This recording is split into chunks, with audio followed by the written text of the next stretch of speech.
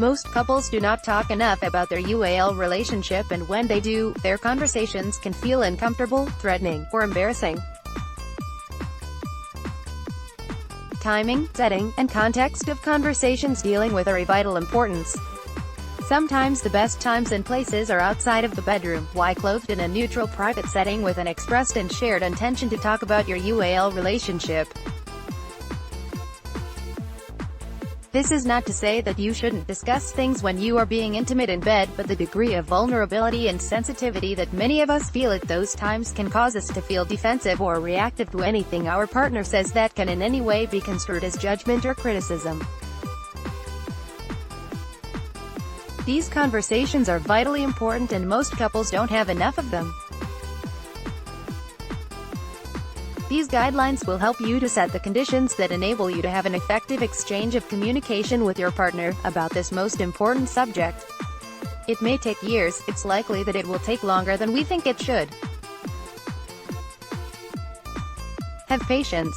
Here are some useful guidelines in regard to creating a meaningful and productive conversation about with a partner. Conditions and practices that promote great sex. These are some of the conditions that will support having fulfilling UAL experiences. Intentionality.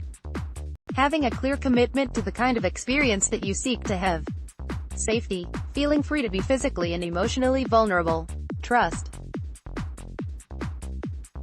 Having a sense of mutual comfort, reliability, and respect. Time. Don't rush. Have enough time to take your time. Non-distraction. This refers to seeing to it that no external factors, people, phone, TV, electronic devices, etc., or internal factors, unresolved differences, obsessive preoccupations, and unfinished business intrude on the experience. Presence. Bringing awareness to the present moment. Responsibility. Each partner is aware of and expressive of their own power to influence the situation. Honesty.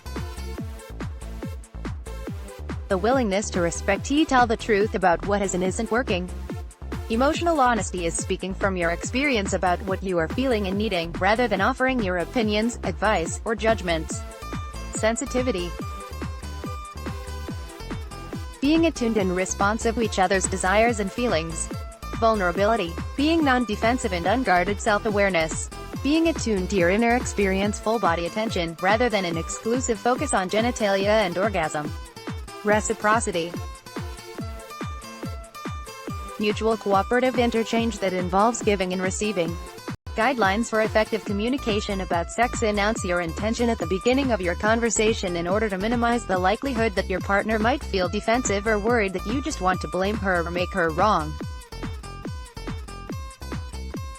For example, I asked you to join me in this conversation because I enjoy our life and I think that there may be ways that it can become even more enjoyable for us both than it is now. I have some thoughts on that and I'd like to hear yours so that we can see how we can accomplish that. How does that sound to you?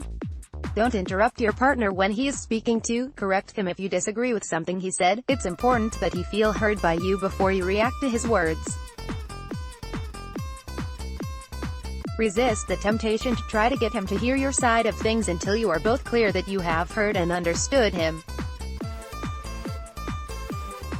Try to avoid criticism. Instead, speak in terms of what would work better for you and what you desire. Keep the focus and intention of your conversation on how the two of you can enhance the quality of your UAL experience together. Focus more on what you can do to improve things rather than what you think your partner should do.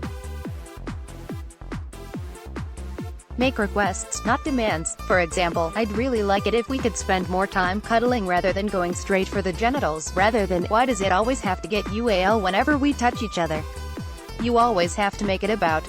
Let your partner know that you really want to know what she would like from you. That would enhance the quality of her experience, and thank her whenever she tells you. Let your partner know whether or not you need to orgasm whenever you have and whether you need to have them orgasm in order for you to feel satisfied and complete.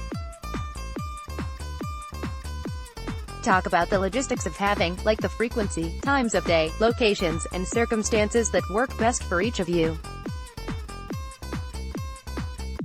It should go without saying, but for many people, it doesn't. Unplug, turn off, or eliminate any and all electronic devices during any intimate acts. Don't even think of answering your cell phone during. Believe it or not, according to a recent study, over 20% of the young adult population take calls during.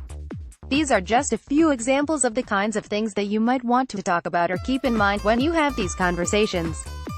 Feel free to add anything else to the possible topics that you might want to bring to the table, or to the bedroom. In closing, keep in mind that it's always a good idea to thank your partner for joining you in this conversation and letting them know that you appreciate their desire to join to make an effort to create the most mutually satisfying and fulfilling life possible.